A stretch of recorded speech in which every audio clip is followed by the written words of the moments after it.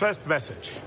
პირველი გზავნილი ასეთია. მიუხედავად დიდი მოლოდინისა, რომელიც პრეზიდენტი ტრამპის ინიციატივებმა შექმნა, დღეს ნათელია, რომ სამწუხაროდ ეს ინიციატივები პრეზიდენტ პუტინის კეთილნებას არ შეესაბამება. რუსეთი აძლიერებს იერიშებს, აძლიერებს თავდასხმებს მშვიდობიან მოქალაქეებზე და სამოქალაქო ობიექტებზე.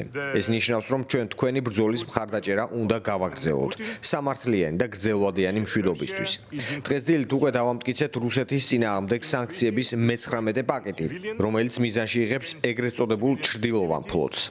რუსეთის საბანკო და ენერგეტიკულ სექტორებს. და დღეს ამ ევროპულ საბჭოზე მივიღებთ პოლიტიკურ გადაწყვეტილებას, რათა უკრაინის ფინანსური საჭიროებები დავაკმაყოფილოთ 2026 და 2027 წლებისთვის. მათ შორის სამხედრო აღჭურვილობის შესყიდვისთვის. ეს არის ძალიან ძლიერი გზავნილი რუსეთისთვის. ჩვენ არაერთხელ ვთქვით, რომ რაც არ უნდა დაგვიჯდეს, უკრაინას მხარს დავუჭერთ.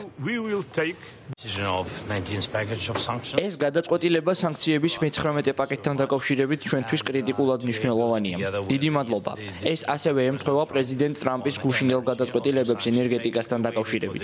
ესეც ის სანქციების პაკეტია, რომელსაც ველოდით. ეს მართლაც ძალიან მნიშვნელოვანია. სრულად გეთანხმებით, რუსეთი არ აჩვენებს არანაირ სურვილს, რომ ეს ომი შეწყვიტოს. ისინი კვლავ გვიტევენ. ხედავთ საბავშვო ბაღებზე, სკოლებზე, მშვიდობიან მოქალაქეებზე თავდასხმებს.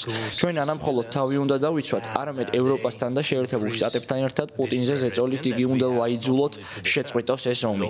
ზეწოლა ნიშნავს სანქციების პაკეტებს, შორ მანძილზე მოქმედ საჰაერო თავდაცვას და რა თქმა უნდა ფინანსურ მხარდაჭერას, რაზეც დღეს ერთად ვისაუბრებთ.